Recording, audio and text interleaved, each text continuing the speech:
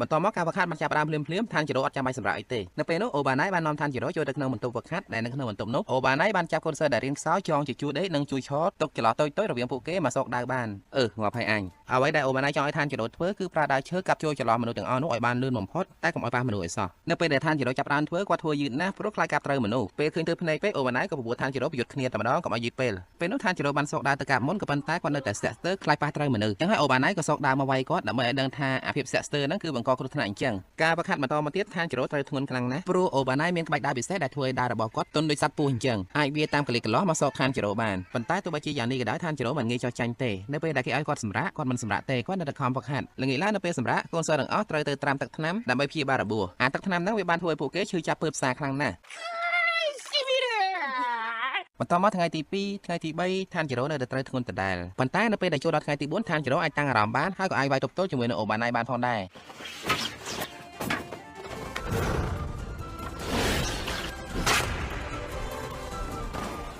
ចុងក្រោយឋានជីរ៉ូ IV បធ្វើឲ្យអារបស់អូបាណៃលះហែកហើយពេលនោះអូបាណៃក៏ឲ្យគាត់ជាប់ហើយបន្តទៅហាត់ជាមួយនឹងហាស្រាផ្សេងទៀតប៉ុន្តែមុនពេលឋានជីរ៉ូចាក់ចេញទៅអូបាណៃបានហាមឋានជីរ៉ូកុំឲ្យស្និទ្ធស្នាលជាមួយនឹងមេស្រីខ្លាំងពេកប្រយ័ត្នហូរហែកពេកហើយប្រូចែកគេស្រឡាញ់ខ្លាចទៅបន្តមកឋានជីរ៉ូត្រូវធ្វើដំណើរបន្តទៀតទៅវឹកហាត់ជាមួយនឹងហាស្រាខ្យល់ពេលនោះស្រាប់តែសានីស៊ូចេញមកភ្លើមសូមឲ្យឋានជីរ៉ូជួយគាត់ផងព្រោះគាត់មិនអាចតស៊ូហាត់ជាមួយនឹងហាស្រាខ្យល់បានទៀតទេនឹកដើមដង្ហើមដល់សាណាមេដែលជាហាស្រាខ្យល់បានមកដល់គាត់បានឲ្យជំរឿ2ទៅសានីស៊ូទី1ត្រឡប់ទៅហាត់វិញទី2ឲ្យគាត់សម្រាប់ចោលនៅនឹងហ្មងដល់ពេលសានីស៊ូភ័យស្លន់ស្លាពេកសាណាមេក៏វាយគាត់ឲ្យស្លាប់ហើយប្រើឋានជីរ៉ូអៀវគាត់ត្រឡប់ទៅវិញនៅតាមផ្លូវឋានជីរ៉ូខំនិយាយរាក់ទាក់គាត់តែសាណាមេមិនបានរាក់ទាក់ឋានជីរ៉ូវិញទេយើងនឹងចាំបានថាការពីពួកគេជួបគ្នាលើកមុនសាណាមេបានយកដាវចាក់នៃស្គរដើម្បីធ្វើតែភាពជាបិសាចរបស់នាងចំណែកឋានជីរ៉ូបានយកក្បាលដតានរបស់គាត់លោតតែក្បាលសាណាមេឡាំកាប់មុខធ្វើឲ្យគាត់ខ្វះគេមែនទែនបន្តមកការវឹកហាត់បានចាប់ផ្ដើមវិញ្ញាសាគឺងាយស្រួលទេសាណាមេបានឲ្យកូនសិស្សទាំងអស់សម្រុកចូលទៅវាយគាត់ហើយតារាមណាកូនសិស្សមិនចេញក្អួតដួលស្លាប់ទេការវឹកហាត់នៅតែបន្តអត់មានសម្រាប់ទេអញ្ចឹងហើយទៅសានីស៊ូចង់រត់ក្នុងចំណោមកូនសិស្សទាំងអស់សាណាមេចូលចិត្តវាយឋានជីរ៉ូជាងគេឡើងប៉ោងមុខវ៉ាងមាត់អស់ហើយដល់ពេលសម្រាប់នៅល្ងាចនោះឋានជីរ៉ូបានឃើញកេនយ៉ាដែលជាប្អូនរបស់សាណាមេមកជួបនិយាយជាមួយគាត់នៅក្នុងការសន្ទនារបស់ពួកគេសាណាមេដូចជាមើលងាយកេនយ៉ាណាព្រោះកេនយ៉ាអត់ចេះក្បាច់ដង្ហើមអ្វីទាំងអស់មិនសមធ្វើជា Demon Slayer អីទេ